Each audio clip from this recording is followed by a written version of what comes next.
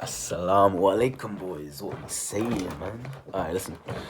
Today's video is about Islam and self improvement. As you can tell by the title, if you're not illiterate. So, Islam and self improvement, yeah? So, what I'm going to do is list the kind of, what do you call them? Pillars of self improvement, and then tell you why they're literally interlinked with Islam. So, let's start off with deferred gratification. Here we go. I'm kind of sick of Hamza talking about this now, but is what it is. So deferred gratification is obviously the opposite of instant gratification, or as some call it, they call it delayed gratification. But instant gratification is obviously just getting the instant pleasures, getting the as soon as it's giving into your impulses basically. And this is like heavily frowned upon in Islam actually. Like drugs are haram. Masturbation is haram. I mean, it's most scholars would, I think, it's not, there's not a consensus on it, but most scholars would agree masturbation is haram.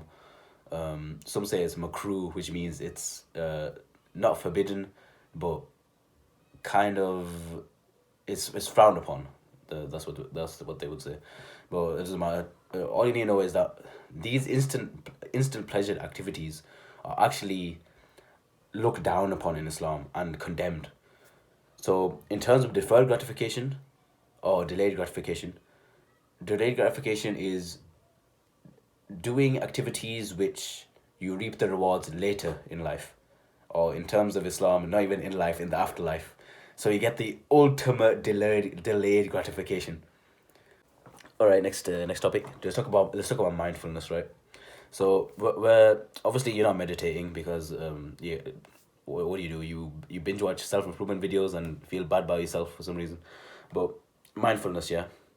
So in Islam, if you didn't know, we pray 5 times a day, and each prayer lasts around 5-10 minutes, depending on how much you actually pray. I might do a video on like different types of prayers, like, but that's beside the point right now. But mindfulness, right? So there's something called khushu. I'm not sure if I'm pronouncing that right, but I think it's khushu. It's basically concentration in salah, which is prayer.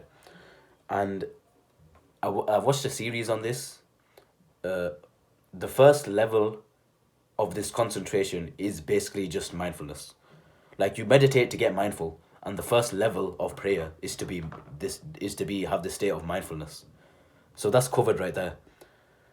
Like the first stage of concentration in prayer is literally mindfulness. Well, mindfulness. Also there's a type of meditation in Islam. It's called zikr. It's basically just meditating on God and His names, and basically just glorifying God. And there's something called mantra meditation, is where you like repeat a phrase, and it's kind of the same thing, but with just like supplicating. Next we have fitness and the gym.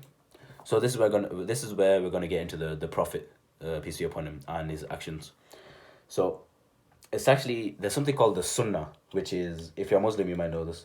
The sunnah, actually if you're Muslim you have to know this, but the sunnah is the example of the prophet. So basically just what he did, what he said, stuff like that.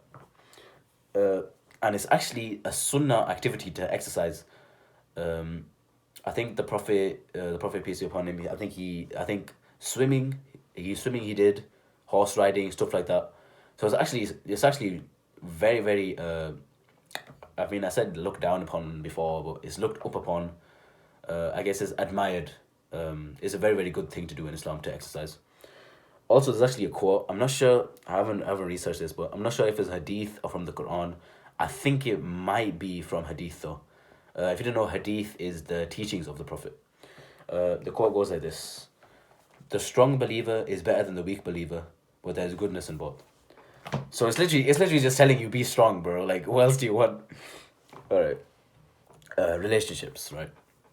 Now, in terms of relationships and the pills, obviously you have the blue pill and the red pill, right? Islam kind of rejects both.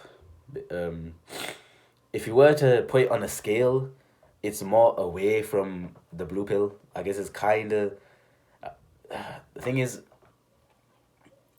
the red pill in the like the Islamic circle is kind of seen as just as bad as the blue pill, but I would say Islam. Say if it was like right in the middle, 50, right? I think Islam would be kind of like 60, maybe 55 towards the red pill side, but that's beside the point. So the reason why it rejects both is obviously the blue pill is basically just worshipping women, is simping, stuff like that. And worshipping something other than God in Islam is literally the worst sin. It is the only unforgivable sin in Islam. Now next we have the red pill, which is kind of rejecting women, treating them like crap, man. Uh, Islam also rejects this. It literally is it's a teaching in Islam to treat men and women with kindness and respect. Next we have masculinity. Like this is the best one by far, to be honest. You literally have the single best role model you can have as a man in Islam, and that's obviously the Prophet, peace be upon him.